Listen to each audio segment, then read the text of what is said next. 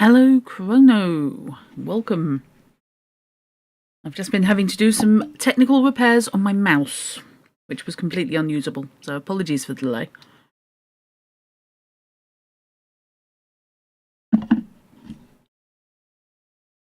Right. Okay. Listen to 17 minutes, the Action Points podcast, while waiting for me to go live, and you didn't even get as far as introducing the characters.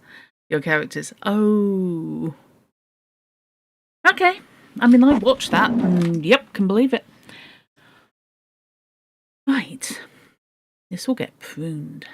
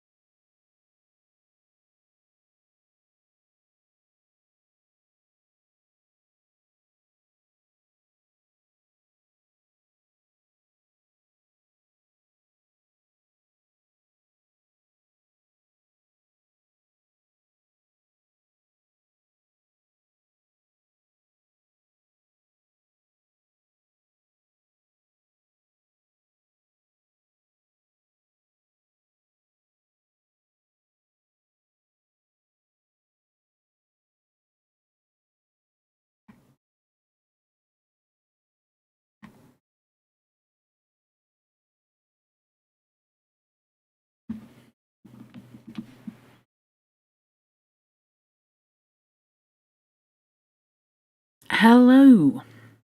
Welcome. I apologise for the delay. Until a few minutes ago, had a very small screwdriver jammed inside my very expensive mouse because I think it tried to end its life. However, hopefully it's now fixed, she says optimistically.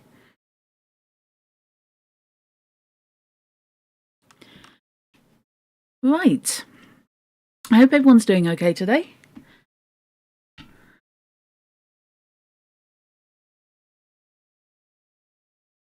Twitch has decided I should be muted. Well, that's rude.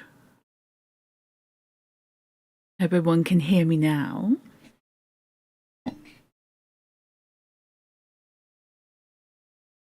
Twitch can indeed be judgmental. Okay, so this, you may notice a slightly different layout today. For this book, I'm going to be not showing the text because this is a current in copyright book used with the kind permission of the author, Eddy Webb, who is a lovely person and generally speaking an excellent writer. Well, generally speaking, an excellent writer is an excellent writer. So when I asked if I could use this on my book club for a while, he gave his blessing very much, and you will see Techie occasionally pop up linking to the Amazon page for this book. This is not a thou shalt buy it, it's just it's a really good read and I think you might appreciate it. So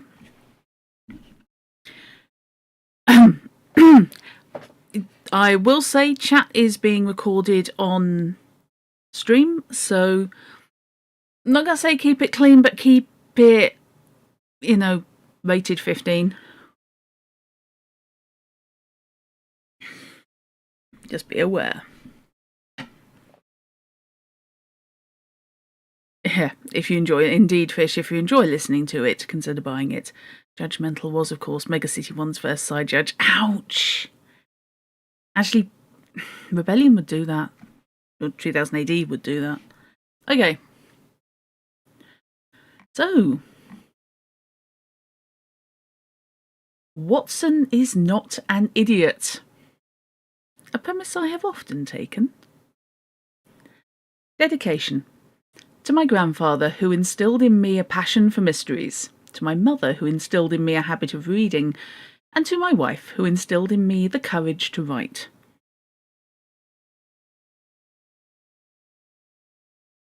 I could not have made this book what it is without the incredible help of my editor, Genevieve Podleski, and my beta readers, Maria Camben, Laura Desnoy, and Kara Svensson. Also my sincerest thanks to Steve Emmets for being a wonderful publisher. Introduction. I've been a Sherlock Holmes fan for most of my life. One of my first grown-up books was a worn compilation of adventures and memoirs given to me by my grandfather, and I devoured it. I didn't understand all the words, and the ones I did understand caused me to regularly fail spelling tests because I confused American and British spellings through my childhood. But I loved every page. I didn't quite understand why it was important to study the fact that bruises wouldn't form on a corpse, or why there were a wide variety of tobaccos that left an equally wide variety of ash. All I knew is that when Holmes admonished Watson for not knowing how many stairs there were leading up to their rooms at 221B Baker Street in the scandal in Bohemia, I went right home and made sure to count the number of stairs leading up to my bedroom, 13, so that I would be ready whenever that information became important in a murder investigation. How many murder investigations were you expecting? Whoops, fish. Much like Dr. Watson, my time with the great detective has gone through cycles. Sometimes I spend weeks or months in close company with him, while other times it was years between visits. But he was never far from my mind, and recently I've been thinking of him more than ever. Some years ago, the incomparable Ken Hite released a series of essays, critiques and rants on his live journal about each of the H.P. Lovecraft stories, which he entitled Tour de Lovecraft, later compiled into a book by Atomic Overmind Press, which is definitely worth checking out if you're into Lovecraft. And as someone who is into Lovecraft, yeah, I can see that, and I think I've read some of those essays. Kate B., what you read as kids skews what you expect to encounter as adults. Who else thought quicksand was going to be more of an issue than it turned out to be? Yep. Fish. Murder investigations like quicksand did not prove to feature in adulthood as much as childhood may have indicated. It says a lot about what we consumed as kids.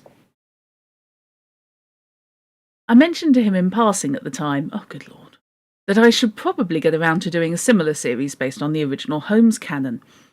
I remember his response being encouraging, but for some reason I don't recall it clearly, perhaps because I blocked the incident from my own mind for my own sanity.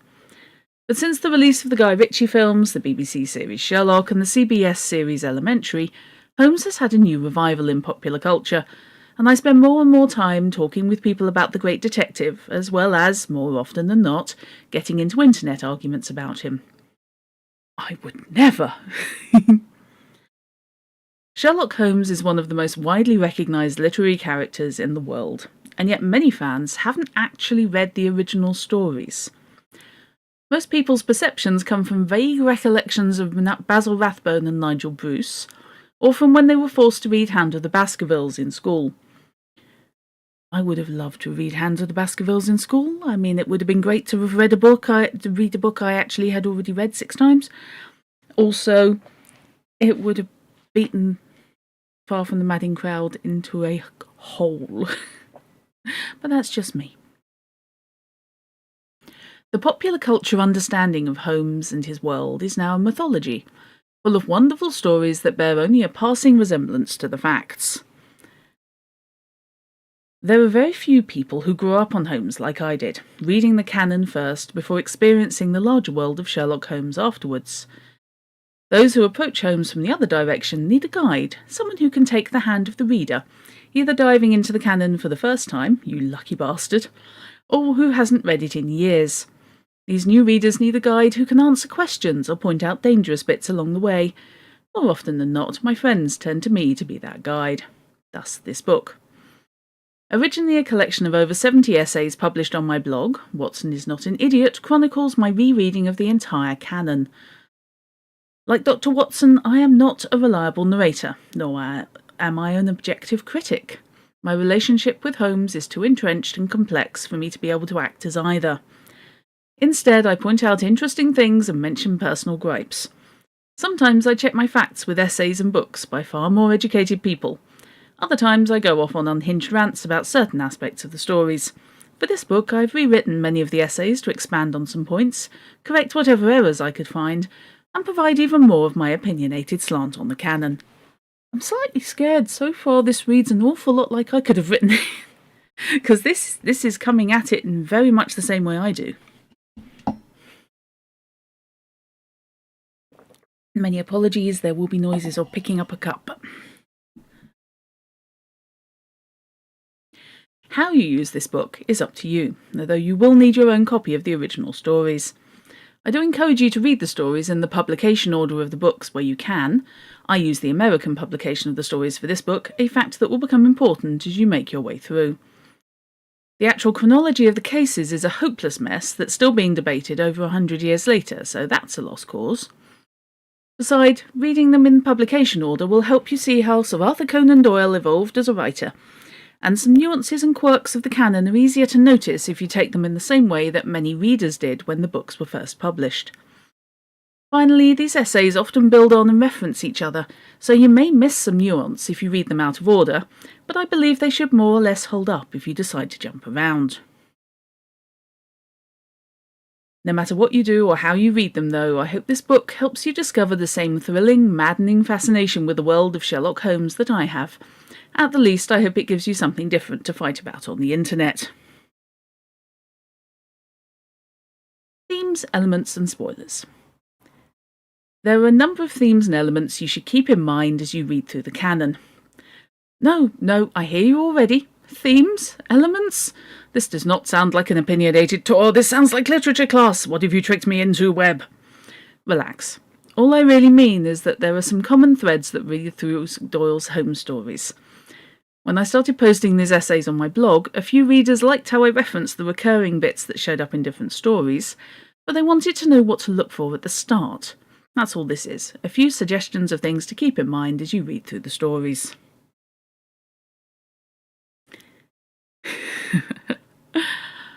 These themes and elements, however, may contain mild spoilers for the stories themselves, which leads me to another point.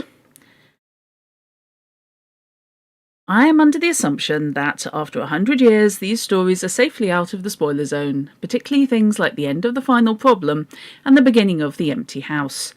If you really want to read the stories fresh for the first time and without spoilers, though, go ahead and read the story first before you read the accompanying essay. Seems pretty straightforward, but it's easy to get tripped up on these kind of details when you're juggling 9 different books. Anyhow, those themes and elements I mentioned. Lexi, it's earlier even. You do have a small form copy of The Adventures of Sherlock Holmes. You read one adventure, but you don't know which one. I have... Oh, God, how many... God... I think I've got about 3 different copies of The Adventures of Sherlock Holmes. I've got a complete box set that's everything. And I've got a couple of different format versions of some of the other books, which is a bit embarrassing, really. It's like Tolkien. I seem to own multiple versions of the same book. I think Holmes and Tolkien are about the only thing that I tend to do that with. Oh. And Diana Wynne Jones. Make of that what you will. Your goldfish memory won't remember any spoilers that come up. Fair enough. Continuity versus complexity. Watson's wound. Watson's wives. When Moriarty was first revealed. Doyle is notoriously bad about continuity within the canon, and finding all the errors can be entertaining or frustrating depending on your inclinations. However, sometimes the more subtle conflicts are actually complexity of character rather than a flat-out mistake. Sherlockians are still arguing these points to this day. You have multiple copies of Good Omens and Jane Austen's books. Ah. Yes, KB. Now, again, actually, I can see Austen doing that. Pardon me. Integration into reality/history. Doyle tried to write his stories as if they really happened, by mentioning real-world events or previous cases as one connected universe. Indeed, that's part of the reason why Holmes was so popular in his time, and thus why the continuity errors are so jarring. Doyle really wanted Holmes to feel like a real person, and while the techniques Doyle used might sometimes come across as ham-fisted today, they were rarely, if ever, used in literature at the time. It's worth noting the little clues and details Doyle sprinkles into his stories. Case chronology. Doyle starts off presenting the cases in chronological order, but pretty soon he goes back and references earlier cases, and by the time you get halfway through the canon, any attempt to try and put the cases into chronological order becomes hopeless. This is a variation on the continuity errors, but it's a particular point that a lot of Sherlockians have tried to reconcile. However, there are distinct eras of Holmes' career. Pre-Watson, pre-Watson's marriage, pre-hiatus, post-hiatus, and post-retirement. You may be surprised at how infrequently the structure of two bachelors living together in Baker Street, i.e. pre-Watson's marriage and possibly post-hiatus, is actually used. Kate B., you're a sucker for the fancy faux leather-bound compilations you can buy at Barnes & Noble for $20. Well, they used to be $20. Ah, I would love some leather-bound editions of various bits and pieces I own. I have some collector's editions of things. It's like I've got the Necronomicon, which is the complete H.P. Lovecraft, which means I can get right behind Ken Height's analysis that was mentioned earlier, which is a lovely book. It's awesome. It's almost too big to read, and you definitely have to have it at the table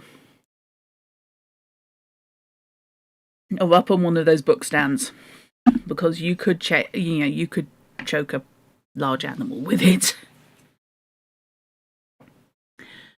Unreliable narrator. Aspects of the previous points can sometimes be chalked up to Watson being an unreliable narrator. An unreliable narrator is a literary device based on the fact that stories told from a first-person perspective are assumed to be completely accurate in the details they present to the reader. Unreliable narrators, therefore, are, well, unreliable. Your level where height is concerned stops at Clifford the Big Red God. I know, I've got that sat on my shelf, and I am hoping against hope that my little niece turns out to be of a horror inclination when she's older, because neither of my nephews were or are. I mean, I have no objection to hanging on to it myself, but I would, deeply love to be able to share it. Another way to tell you've won the lottery is if you suddenly own a whole bunch of leather-bound books. Now that I can see. Some Sherlockians have presented the case that Watson is an unreliable narrator, and certainly the Nigel Bruce interpretation of Watson as a bumbling, forgetful old fool, particularly in the Basil Rathbone movies, gives some credibility to this theory. I have a slightly different take on Nigel Bruce. I was exactly in this position up until, only a few weeks ago actually, when I discovered that Bruce was not happy with the presentation of Watson in the films as he was required to play him. He also did some radio plays, I think possibly in the US, of Holmes when he was reinterpreting Watson. And the audio version of Watson by him is very different. It really tends more towards the sort of thing that Watson actually shows in the books. Also finding out that Nigel Bruce was a bit of a war hero was actually a bit of a, oh, okay, moment. So, yeah, the Nigel Bruce interpretation is awful for me. However, I'm now shifting that away from it being him and looking sideways at, directors and producers. It can take a while to become a horror fan. You didn't read Dracula until you were 20 and you had to keep reading because if you stopped and went to bed, you were 75% convinced Dracula was going to come through your window and get you. That's understandable. Yeah, nothing like studio mandates, indeedy. I think people possibly looked, I'm going to say that I think the filmmakers possibly looked at the character and went, right, ex-army. Ex-army doctor, and completely neglected to read the opening, where basically he got shot when he was fairly new to army service, and so they aged him up to the point of retirement rather than having him as a relatively young man. You read the Icelandic Dracula. Remember what you said about the Icelandic Dracula? I remember what you said about the Icelandic Dracula. A work of fantasy, even by comparison to Dracula. I tend to lean the other direction. Watson underplays his own talents to make his friend look better. Either way, Watson's level of reliability is something to keep in mind as you read. Character mythology versus canonical representation. Sherlock Holmes and Dr. Watson are two of the most iconic characters in literature, and yet many people have utterly incorrect ideas of who these characters really are. The first couple of novels do a lot to present different characters than you might expect, but throughout the stories various little bits and details add up. You may find at the end of the canon you really didn't know Holmes and Watson at all. The extended cast. While not quite as famous, there are still characters associated with Holmes and Watson that are just as entrenched in popular culture. Mrs. Hudson, Inspector Lestrade, Wiggins, the Baker Street Irregulars and Professor Moriarty, for example. Keep a careful eye out for them as well, as they aren't as prominent in the canon as you might expect. Particularly note the large number of Scotland Yard inspectors that Holmes works with aside from Lestrade, and the wide variety of criminal masterminds he goes up against. Science versus superstition. Perhaps the most defining theme of the Sherlock Holmes stories, and to an extent Victorian England as a whole. There are stories where Holmes directly confronts superstition, such as the Hound of the Baskervilles and the Sussex Vampire. But he confronts minor superstitions in many of the stories, as well as biases, stereotypes and assumptions. And as much as Holmes would like to think otherwise, once in a while he falls prey to such sloppy thinking as well. It's hard for him to work completely outside of the culture he's part of. Other running elements. Drug use, which shows up more or less than you would expect, depending on which depiction of Holmes you're used to. The occasional appearance of Billy the Page, Holmes's complex relationship with women, and dozens of other elements pop up and over throughout the canon. I'll try and point out the more interesting ones as they come up.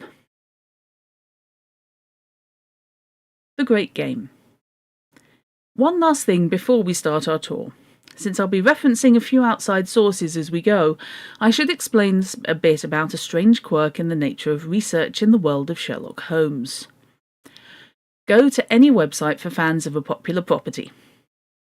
Check out the scale of fan fiction written about the property. Look at all the arguments, conflicts, and endless discussions of extremely minor points of the canon. Dig into the wide range of fan approaches to it, from positively academic to utterly insane. Extrapolate that to a fandom lasting well over a century, and you start to get a sense of the sheer scale of Sherlock Holmes fandom. I think the only one that modern day that comes close for that is Doctor Who. Which, yeah, again, look at the arguments.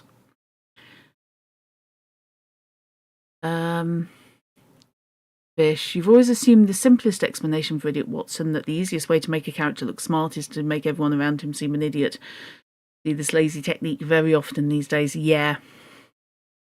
That's an easy way to do a thumbnail sketch of a genius, is to downgrade everyone around them. Excuse me.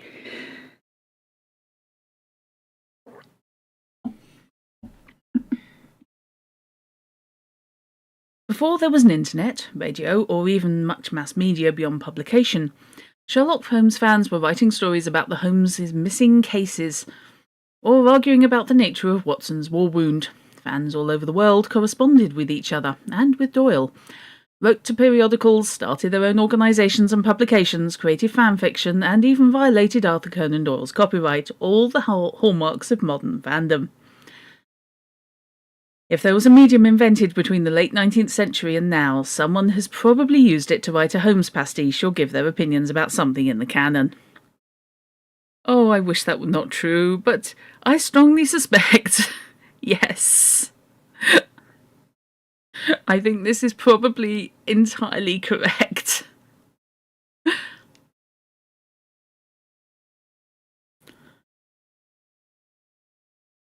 For the moment, let's look at just the analytical portions of this. The scholarship, if you will, which is often called Sherlockiana, with the scholars referred to as Sherlockians, which I'm going to have trouble not saying as Sherlockians, but that's just me. Sherlock Holmes and Star Trek foundation pillars of modern fandom. Yeah, I would definitely lump Who in with that. I think those three are probably more fought over than anything. People always have opinions. The sheer volume of words spent discussing the great detective and his companion over the decades is staggering and impossible to accurately know, but beyond sheer size, there's an additional factor to keep in mind when reading through any of it. The conceit that Watson and Holmes were real people, or what is colloquially called the Great Game.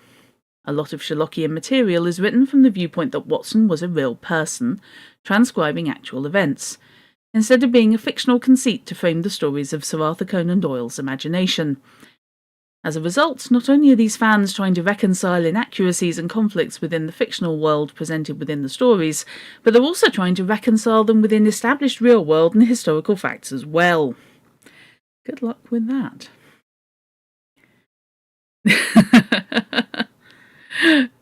Yeah, Chrono, I can get behind that.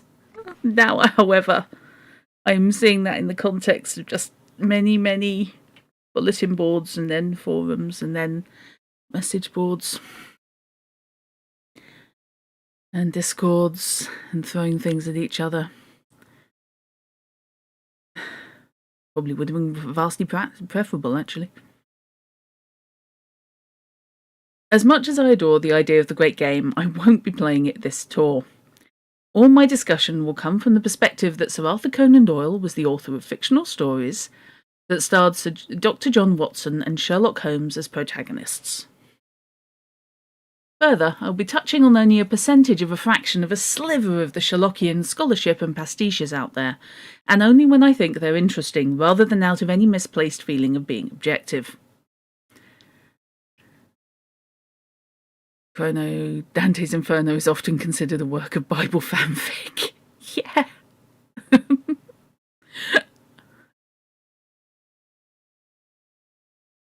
If you're the kind of fan that feels they love the idea, I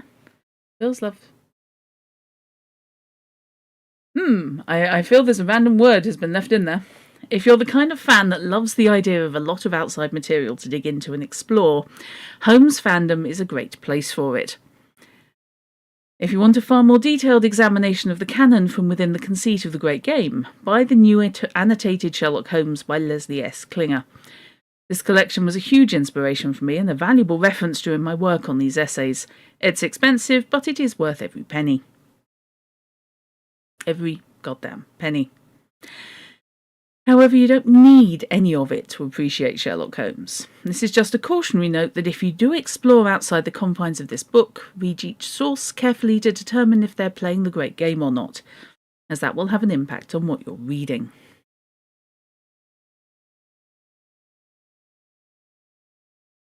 And now we're into the first of the essays proper. Hope everyone's doing okay?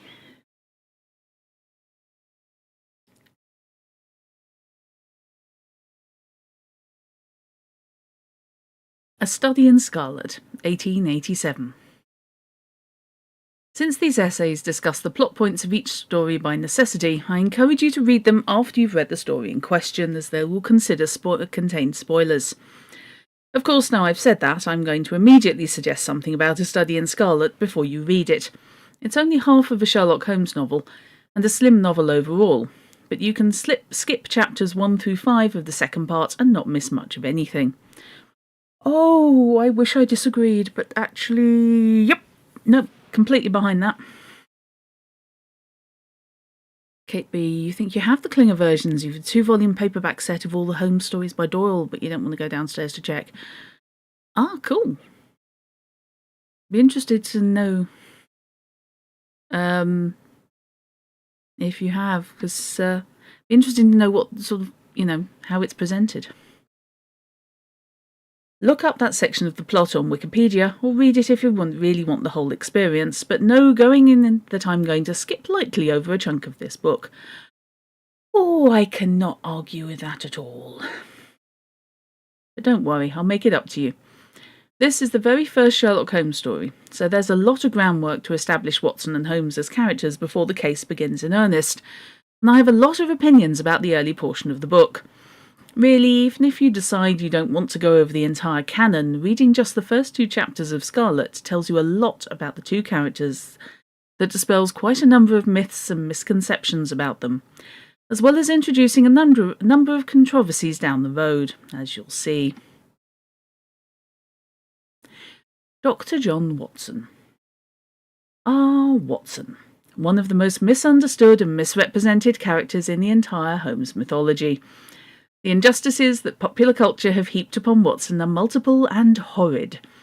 If there is one thing I want to beat into the minds of every person who thinks they know something about Sherlock Holmes, it's that Watson is not a bumbling, passive idiot.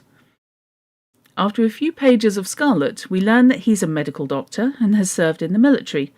He's incredibly good at noticing details, such as in Chapter 5 when he rattles off a number of sound observations, even if his deductions are off.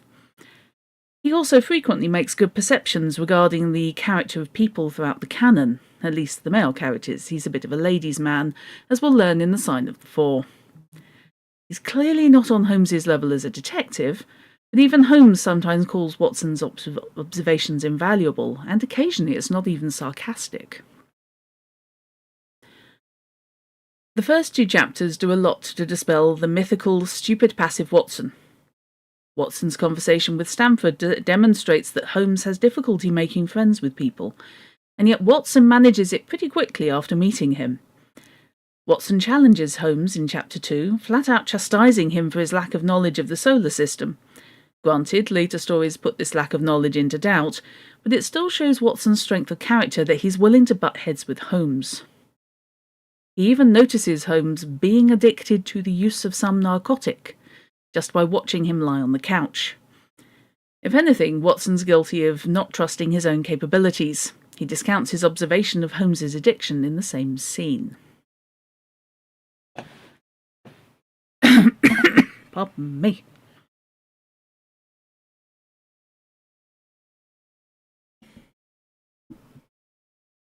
As we enter the story, Watson has been shot in military action in Afghanistan. Oh, that's applicable. He explicitly mentions being shot in the shoulder, and the conversation in Chapter 2 clarifies that it's the left shoulder. Make a note of this, it will come up later in one of the most notoriously debated details in the canon. In fact, it's so notorious that it's actually a point of mockery in some parodies of Holmes.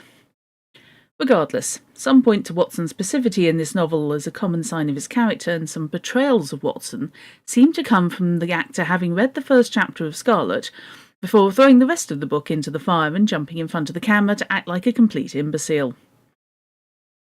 The war wound shows that this isn't the case. He's recovering from a debilitating illness, one that caused him to be shipped out of action on very short notice. So I recall yellow fever, but it's been a while since I read Study in Scarlet.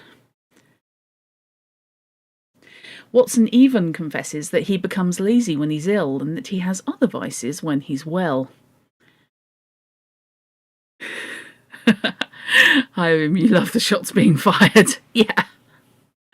Oh, yeah. There's definite point of view going on here. We'll learn about these other vices in later stories, but the key point here is that he's injured. I haven't been shot before, but I expect if I was, I damn well wouldn't be keen on running around the city and trying to exercise my mental powers for subtle observation.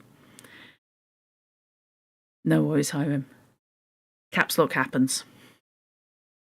Even after having minor outpatient surgery, all I want to do is lie on the couch and watch TV. Accusing Watson of being lazy because he's recovering from a bullet wound is damned cruel, and all of popular culture should be ashamed of itself. One interesting thing I noticed on my rereading Scarlet is that Watson actually doesn't like London that much when he first gets there, referring to it as that great cesspool. Watson's there only because of his disability, and Holmes only because it is the best place to practice his new profession.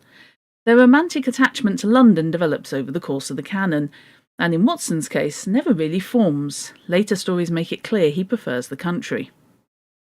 So London hasn't changed much then. London's very much a curate's egg. It's good in parts. Also, Watson mentions that he keeps a bull pup, but that detail never comes up again. It might refer to his service revolver and not a dog, but either way it only comes up this one time. Yeah, that's actually covered in Study in Scarlet. It does refer to an elderly, because it threw me when the reference to pup, does refer to an elderly bulldog, which is put out of its misery in the very end of the book, actually as a part of deducing how the murders were done. Hence, doesn't turn up again.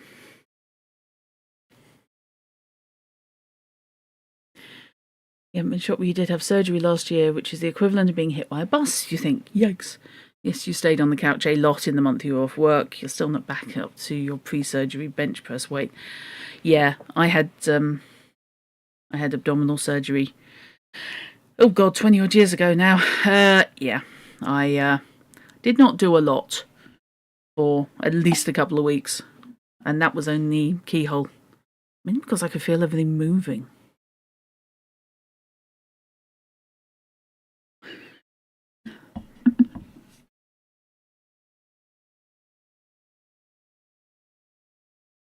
This reference does explain the appearance of a bulldog in Holmes and Watson's flat in the Guy Ritchie films, though, and reinforces my opinion that the team on those films were actually very aware of the canon, even if I personally feel the second one loses the thread.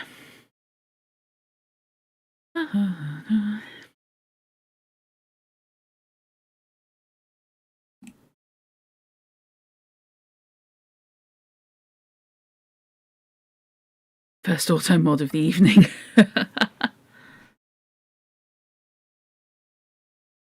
No, 20 odd years. I did not say that.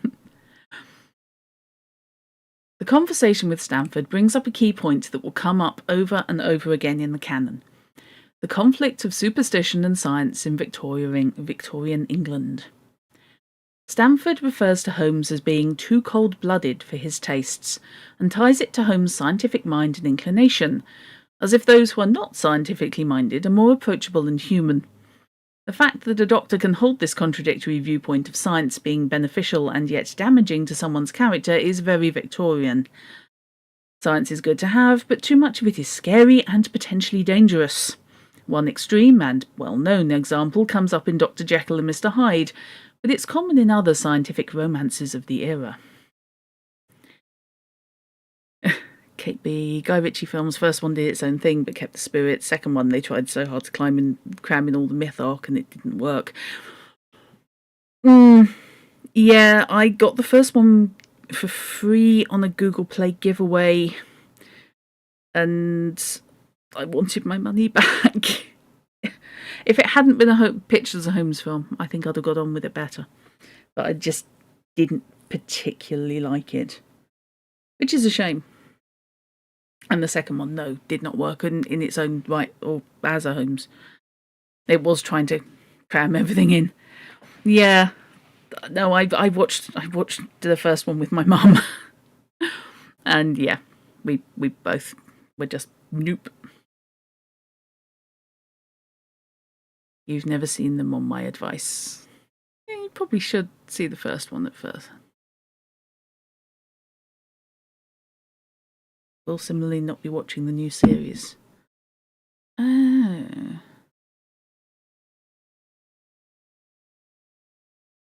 Excuse me.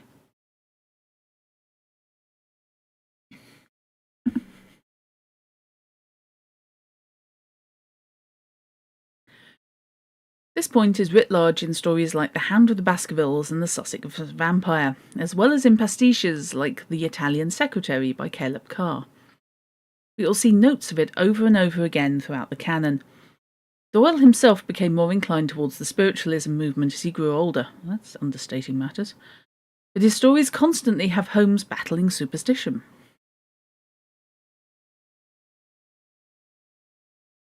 This conflict is a key part of Watson's character. He's both a man of science and a man that worries about what science is doing to humanity. He constantly straddles this line as a doctor and as a soldier who's seen terrible things in his life. He wants to believe in Holmes's rational world, but sometimes he can't help regressing to superstitious thoughts. That doesn't make him an idiot, it just makes him a man in Victorian England. You watched both of them, took you a moment to realise what films... Oh, right, okay. You like them, but then again you might not want to rewatch after you read the actual stories. First one had its charms. The only thing you liked in the second was Jude Law saying in an interview they'd made a romance film, when the interviewer was trying to explain to him the concept, bromance. Oh dear. See, now I'm just wondering about, and this is going off slightly, there is a Jane Jensen adventure game which features one of the best developed bromances I've ever read. And I'm now thinking, given it's got an incredibly stroppy protagonist and a likeable ex-military sidekick, yeah, now I'm just seeing that as a Sherlock Holmes homage. Fish, you should clarify you like very few Ritchie films, so it's more about him than the subject. Yeah, that's fair. My reaction to Guy Ritchie films is usually the first 3/4 aren't bad or enjoyable, and then it seems like the last 20 minutes or so seem to just go left at the traffic lights on me. But yeah, personal opinion, and that's yours. To be honest, that's mine. Right. Mr. Sherlock Holmes.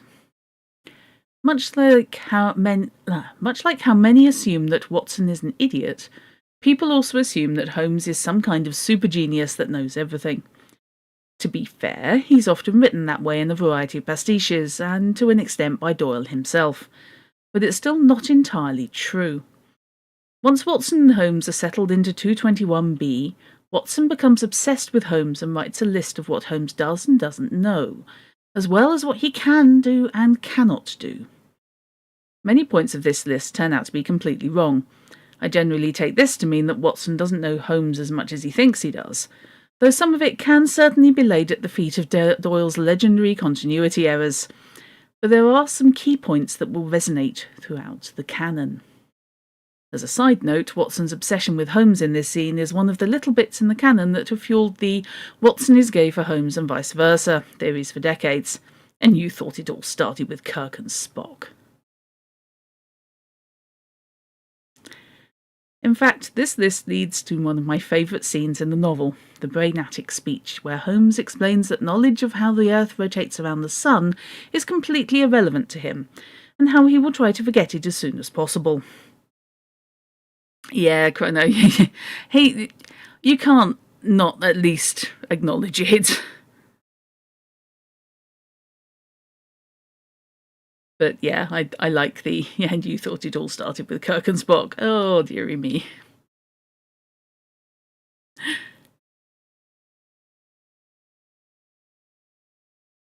Yeah, Fish.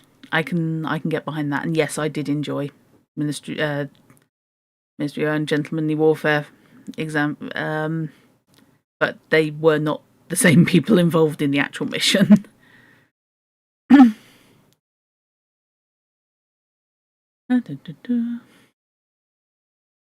I loved this scene as a kid because the idea of learning only what you need to know and nothing else made sense to me, though that logic drove my teachers mad. But as an adult, I love it because it shows how Holmes is so quick to impress his new friend that he ends up taking perfectly sound theories and going just a little too far with them. Even Frodo and Sam came before Frodo, Kirk and Spock, if you'll excuse my phrasing. Yes.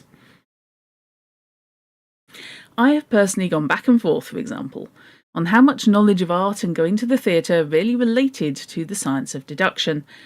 On the one hand, art does inspire crime, and Holmes has certainly used disguise and stagecraft to help him in his investigations. But on the other hand, his encyclopedic knowledge of popular music of the time seems out of place with his own brainatic theory.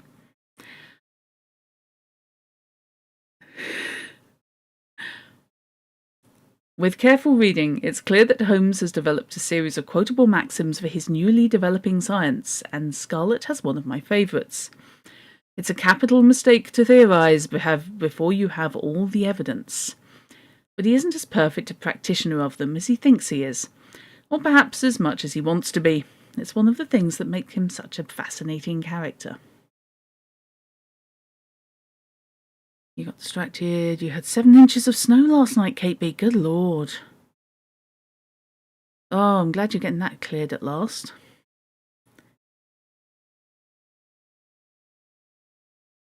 Let's look back at Watson's list so I can rant on another point about Holmes. One of the biggest criticisms I've heard about Robert Downey Jr.'s version of Holmes in the Guy Ritchie films was that Holmes wasn't a fighter. No. That's just plain wrong. Watson clearly lists Holmes as being an expert single-stick player, boxer and swordsman, and this is not the only time it comes up in the canon.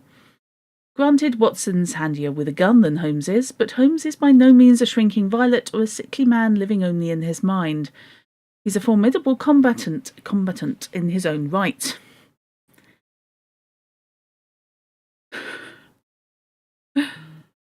Yes, Alia. Those themes just recur and recur down the eras, don't they?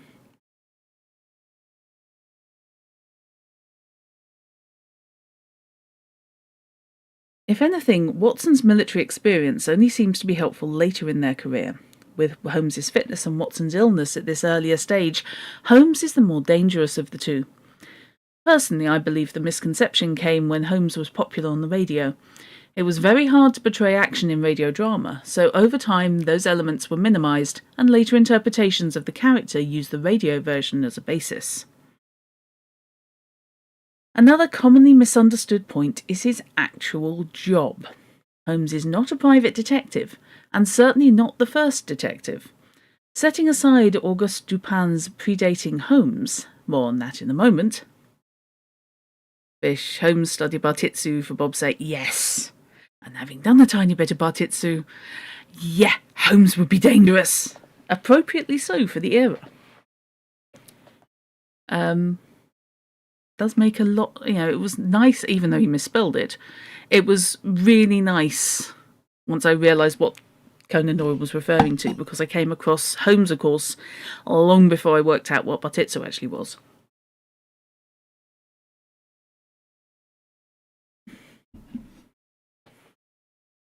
It's fascinating and something I would really like to do again. Another commonly misunderstood point. Yeah, sorry.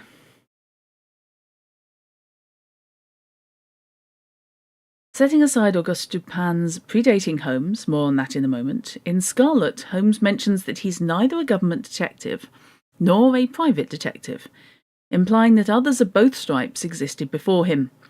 Rather, he is a consulting detective, giving advice to both direct clients and other detectives, and only going to the scene of the crime when the case is particularly difficult or interesting. It's an understandably misunderstood point, though, because over time, Holmes does take on more and more direct commissions and becomes a private detective indeed, if not in name. But in his pre-Watson career, Holmes solves most of his cases in his sitting room. Finally, Doyle plants the seeds for the great game in those first two chapters. Not only do we have the conceit that Watson is transcribing actual events in his journal, but Holmes also disparages two detectives that predate him. C. Auguste Dupin, who was created by Edgar Allan Poe, and Monsieur Lecoq, written by Émile Gaboriau. Gaboriau? Spelling pronunciation notwithstanding, apologies there. Referring to other writers' detectives caused many people to believe that Sherlock Holmes was real, even if Holmes did come down hard on his predecessors. Interestingly, Holmes disparages Dupin's trick of breaking in on his friend's thoughts, but it is something that Holmes himself will do in future stories. Again, Holmes's words do not always match up with his deeds. Anyone with a bit of martial arts experience is dangerous, Alia. Depending on the experience level, part of that danger is they don't know how to use their training, but you doubt Sherlock suffers from that issue. Yeah. It's, are you dangerous to yourself or are you dangerous to others? And if you're dangerous to yourself, you probably are dangerous to people you train with. The minor characters. Some of the more notable minor characters are also introduced in this novel, including the infamous Inspector G. Lestrade.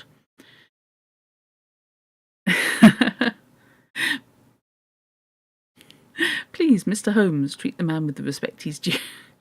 Yeah. One of the controversial aspects of Lestrade is how to pronounce his name. Oh, heck. I have heard it pronounced Lestrade and Lestrade. I tend to go with Lestrade, personally. Oh, that's a relief, so do I.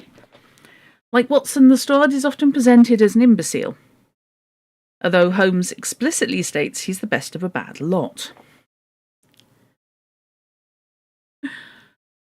Over the canon, however, we learn that Lestrade is actually quite an accomplished detective in his own right, and that his frequent conflicts with Holmes are tempered by a prickly loyalty to him. Sadly, he does become more of an idiot, which is unfortunate, because here you can see some of the complexities of the character that get lost in the later canon, as well as in many adaptations and pastiches. For my money, the best Inspector Lestrade was portrayed by Colin Jeavons in the 1984 Granada television series. Oh. Oh, I think that might come up a lot, because I think that also gave us probably the best Holmes and Watsons. Plural, in my opinion. It's good to know. You think thanks to popular modern media, most will go along with your pronunciation? Oh, that's a relief, Alia.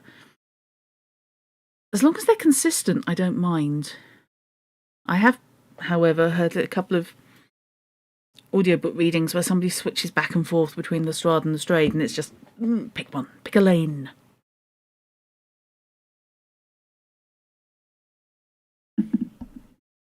In this story, we also meet Detective Gregson, and find out that Gregson and Lestrade are rivals. This is functionally irrelevant, because throughout the canon, Lestrade ends up the de facto winner of the rivalry, taking the lion's share of the police role in later stories. Lestrade is actually much quicker to admit his limitations than Gregson was, and he's the only police officer mentioned who consults Holmes prior to Watson's regular involvement with the cases. Further, at the murder scene for Enoch Drebber, Lestrade makes a number of good observations and is even the one who finds the word rash, which Holmes might have missed otherwise.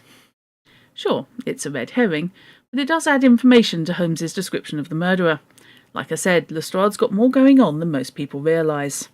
Also, just ripping back to the Granada one, I think it's one of the few times that you feel the casting director may have actually read the book, because he is supposed to be slightly ferrety, and they really lent into that. I mean, sort of vaguely redential qualities,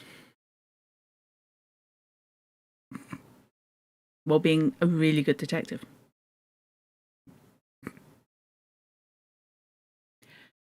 The scene with Constable Vance is noteworthy for three things. One of the smaller points is that it demonstrates Holmes's willingness to bribe people for information. We see that while Holmes can deduce information from looking at someone, he's willing to use any means necessary to get data, though later he relies more and more on purely observational deduction. We also see the conflict of superstition and reason again, as Rance admits that he was afraid of ghosts, though nothing this side of the grave scared him otherwise. Finally, Holmes will, in later stories, mock Watson for his florid turns of phrase, but it's Holmes himself that waxes poetic about this case, and even gives it the name A Study in Scarlet. Mrs. Hudson appears in this novel, although she's never referred to by name, only as the landlady. Wiggins also appears, as well as Holmes's army of street Arabs. And so many of the key secondary characters all make their first appearance in this novel, even Watson's trusty service revolver. Oh God, the Mormons. At the halfway point, the book turns into a completely different story with no explanation before or after. It's not a section written by Dr. Watson, or indeed by any other character. As a story in and of itself, it's not bad, even if the Mormons are woefully misinterpreted. But think about it. To Doyle, 1880s America was about as foreign to him as Victorian England is to us. He was going on what stories and news he had heard, which was all sensationalism and glorified lies. Oh yeah, completely different now. It's awkward reading it in modern times, but taken just as a story, it switches between lines of brilliance, "Did God make this country?" and terrible jumps in logic. John Ferrier isn't afraid of anything except numbers. It's really just a completely different novel smashed into the middle, which Jefferson Hope then explains in Part 2, Chapter 6 anyhow. Yeah, this is something that always confused me. Study in Scarlet just strolls off, introducing various characters, and then at the end we get third-party reporting of those same characters, and it's just, why? Were you trying to make word count? Between the time I wrote my original essays on Scarlet and the time I was preparing this book for publication, there was a news article in the Daily Progress about how the book was removed from 6th grade reading lists in Charlottesville, Virginia, because it was derogatory towards Mormons. Let's put aside whether a murder mystery is age-appropriate to begin with, because clearly it was banned for the Mormon section. If anything, though, that's even more reason why it needs to be read. Scarlet is a perfect example of what happens when people work from ignorance. Doyle's later stories about America were much more respectful after he went on the tour of America, and certainly after American sales helped to increase his profits. Comparing and contrasting A Study in Scarlet with The Valley of Fear might be useful in showing the difference in outside perceptions of American culture, as well as showing what it's like when the media grossly stereotypes a particular religious group. Certainly a valid discussion for the modern day. Want the novel serialised first, you've got to meet the certain column inches count. Yeah. I always wondered if it was supposed to be a novel in its own right that never worked out, and he just picked it up and plonked it in the middle.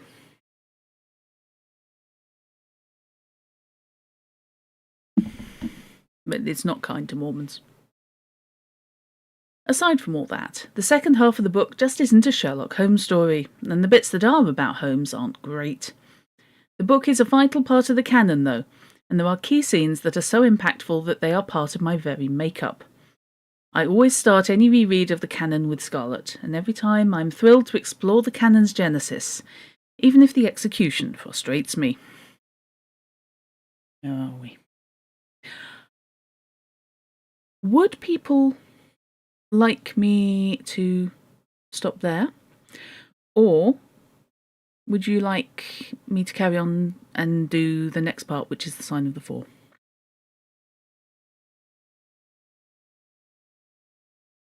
Yeah, KB, I have a slush file for that sort of thing. I have many slush files. You're happy either way.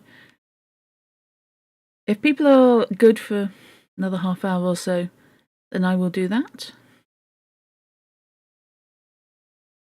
Okay. You're so exhausted you can't follow, but my voice is very good and you're happy.